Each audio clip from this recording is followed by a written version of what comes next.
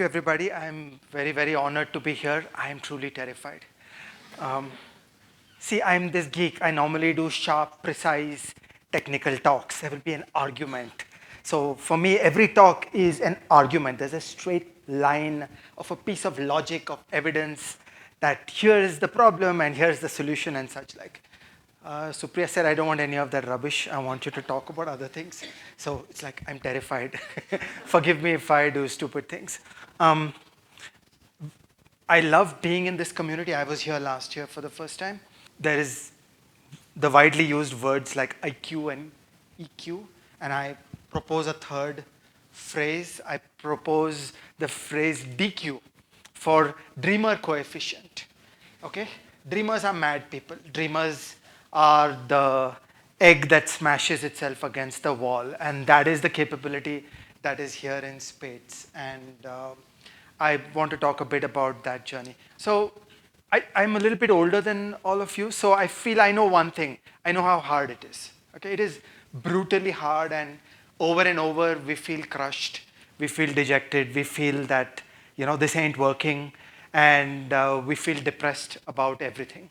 So this is something that's. So first of all, I want to say to you, it's perfectly normal. Okay, it happens to everybody, and it's not unusual. If you're not feeling like that, maybe you've not spent enough years in this game and you're not being sufficiently introspective. The world is very, very complex, and when we set out on these kinds of journeys of trying to do good things, it is very difficult to get any traction. It's very difficult to get any meaningful change. When you are a dreamer, you are dreaming of some kind of better world, and I find it useful to think that there are two wings in that. One part is something to do with the government. Okay, so there is like public policy, there is plenty that is broken. Every government in the world has elements of deaf, dumb, blind, cruel. And it is a great moral imperative to make governments work better. And so that's a lot of what I have done. But I don't agree with the people who single-mindedly think of government and only the government as an important or only change maker in society. Actually, the energy, the drama, the possibility of a good society happens only in people. It is in the people. And it is 100x, 1000x more important for all of us to dream about the people. And I know many organizations and people here have no interest or engagement in the government, but would worry about the almighty soul of people, about values, about culture, about norms, about communities, about the invisible rules of the game by which we engage with each other. And if anything, that is even more important, that if we're ever going to make a better world, it's going to come out of people behaving in different ways. It's going to come out of the culture changing. And actually, all the goodness in a country, all the greatness in the country, the truth, the beauty, the creations come out of the people. And we need to constantly keep that in our minds. And I emphasize this so much as a criticism of people like myself, in the sense that I've spent most of my years dealing with the government. And I tend to emphasize government too much in my imagination. Yes, of course, we should fix the extent to which governments are deaf, dumb, blind, and cruel. And I have no illusions about how bad governments are. But there's something much more out there, which is people, which is the culture, which is the society, which is how we think, how we behave, how we relate to each other, the decency and the values that the larger society brings to it. And pick your words. Different people will align around different words. For me personally, I find the single word that gets me going and that keeps me alive is freedom, because that's really the heart of it. It is, to cure the world of oppression, to create conditions for the spirit to flower. The rest is all just the inevitable playing out of human possibility. Pick your poison about what you think is worth fighting for, but it's equally important or triply important to worry about the society and think about the people. Okay, suppose you're interested in the state, then I find it very useful to think of a pipeline. that the world is organized around problems of measurement, that you need to measure the phenomenon of interest to you. Then there needs to be lots of research to understand that phenomenon. Based on that, you get some ideas and proposals for how you might fix the world. You need to persuade a larger community. You get to some government decisions. You get to some government implementation. This is a nice general technology to apply to every field. I've worked in many, many fields. This recipe works in all of them. So whatever field you're working in, if you think about the state, if you want to think about public policy, then this is a good recipe. That think about your field. Think about each of these pieces. It's a pipeline. It runs from left to right. What is the state of maturity of your field? And if step 3 is not ready, then step 4 is not going to work. So, we should roll up our sleeves and start fixing this at whatever stage. But the implication is that these are very long journeys. It takes years and years. It takes very long times to get anywhere. And I was young once, and I used to think that you should get things done in about 3 weeks. And that's not how the world is organized. Nothing gets done in 3 weeks. Nothing gets done in 3 years. You've got to dig in and be there for very, very long periods of time. My personal stories, I worked on the equity market. It was about 10 years. I worked on inflation targeting. It was about 14 years. I worked on the pension reforms, depending on how you measure it. It was about 15 years.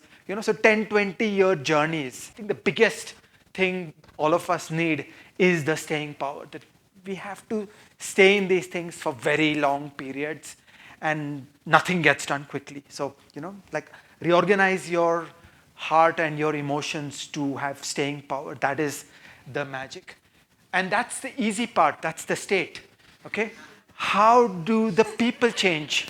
How do norms change? How does the culture change? And the answer is really only one WhatsApp uncle at a time. There is no other way. There are hundreds of millions. There are hundreds of millions of deep conversations and relationships that happen in an environment of trust. And then and only then is there a hope in hell of ever getting anywhere. There is no quick solution. So once again, we're talking very long journeys. Okay, Rome was not built in a day. Nothing gets done quickly. And you should not rage against the stupidity of the world out there. You just need to work one WhatsApp uncle at a time. And find that moment of truth.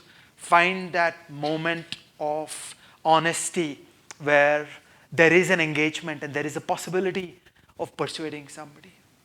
Then I want to tell you the bad news, that there is no such thing as progress. Okay, we are all drugged.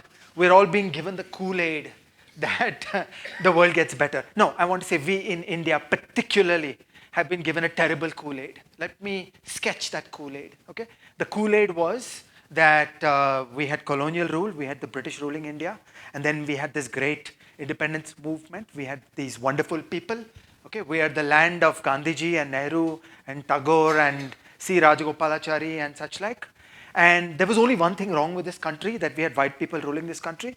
And once India got freedom, we're done. Like now we're off to the races. And Nehru used to believe in about 50 years, we will basically be an advanced economy like the UK. That we will be an advanced, prosperous, healthy, liberal democracy and good society matching the United Kingdom. Okay, this is the KoolAid we've all been fed since childhood. And I just want to say that is not true. Every bit of that is false. There are no guarantees. Okay, and there's this beautiful line. Old people like me who grew up in the 20th century, we know that political and military catastrophe is always possible. Like never let your guard down. Never get into the innocent, optimistic belief that this is working, this is sorted, it's just going to get better from here. Okay, so you're standing in Germany in 1918. There was a great flowering of freedom in the Weimar Republic. It turned into Nazi Germany. You're standing in 1989. There was a collapse of communism in the Soviet Union. It turned into Putin. Okay, you're standing in China. You thought that the collapse of the Soviet Union would make things better. You got Tiananmen Square. You're standing in China from 1978 to 2012. You thought things are getting better. It collapsed into Xi Jinping. Okay, so there are no guarantees, and progress is not certain. And you've just got to rescale yourself around the idea that all we are promised is the opportunity to try, and there are no certainties, there are no guarantees that it's going to work. So we require this superpower of staying hungry and just going. You've got to keep on going, and the world owes you nothing. No good deed will go unpunished. Things will only go wrong for you personally. And in the face of all that,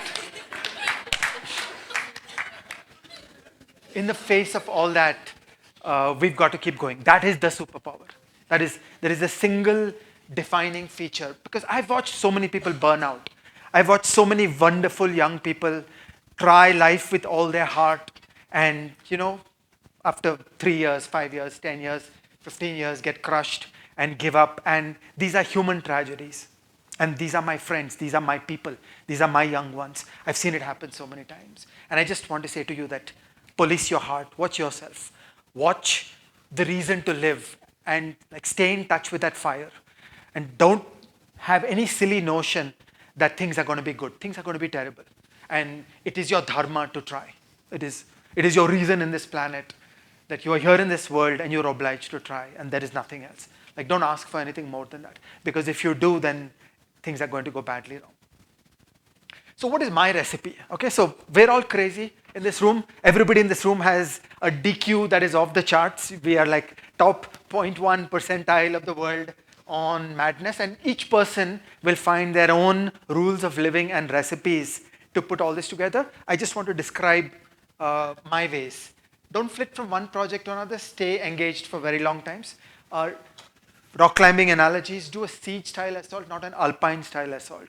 In an alpine style assault, one person tries to run up the mountain, and that tends to work very poorly. We've got to build communities.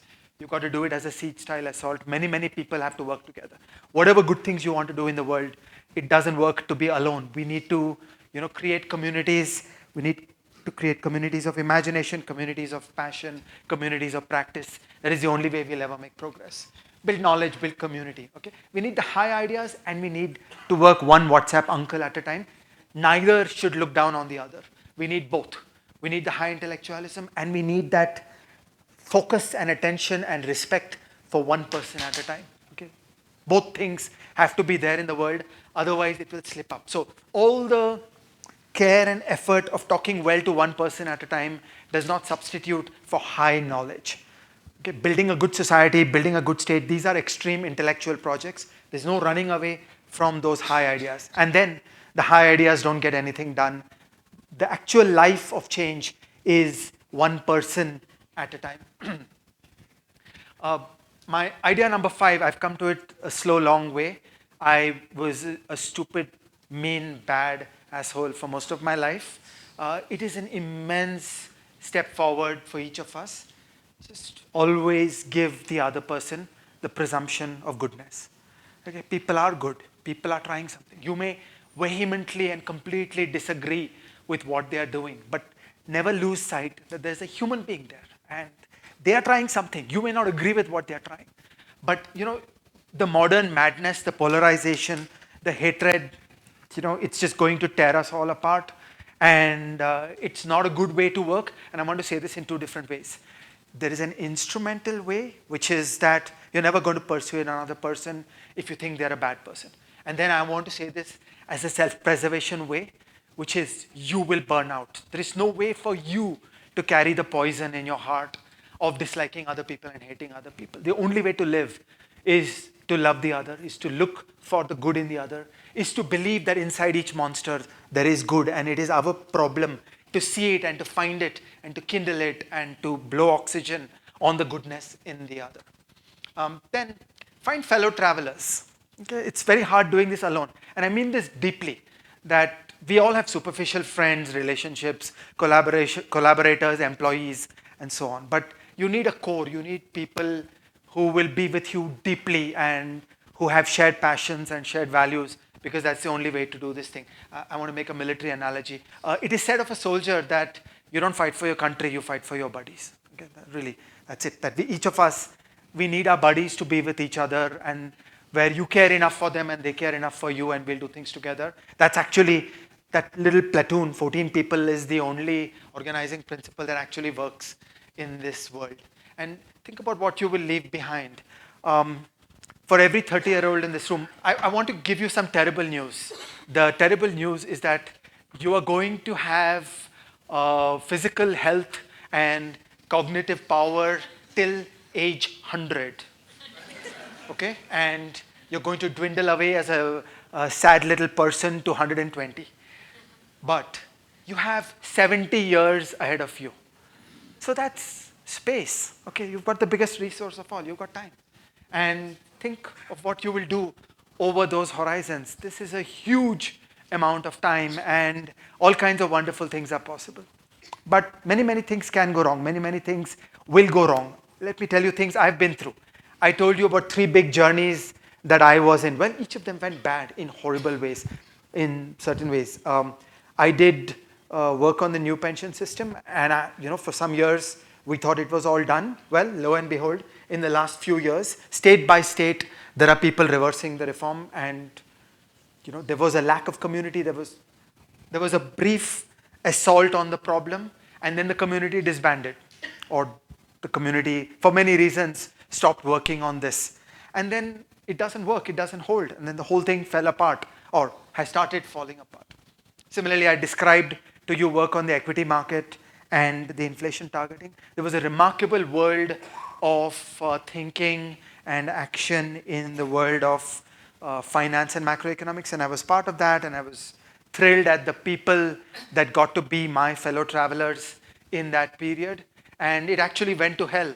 That entire team was disbanded, and some of the most wonderful of these people ended up in jail, and this entire work project has been destroyed. Okay? Like, is it terrible? Yes. I have no levers or influence or any mechanism to make this different. That's just what happened. That's the way it all worked out. That's the way the world worked out. And I just have to make my peace with it. That's what happens. And there are no guarantees. And yet, we've got to keep on trying. So, I'm at the end of my talk, and I just want to say that we have the gift of consciousness. We are not just atoms and stones. Let's do something with it.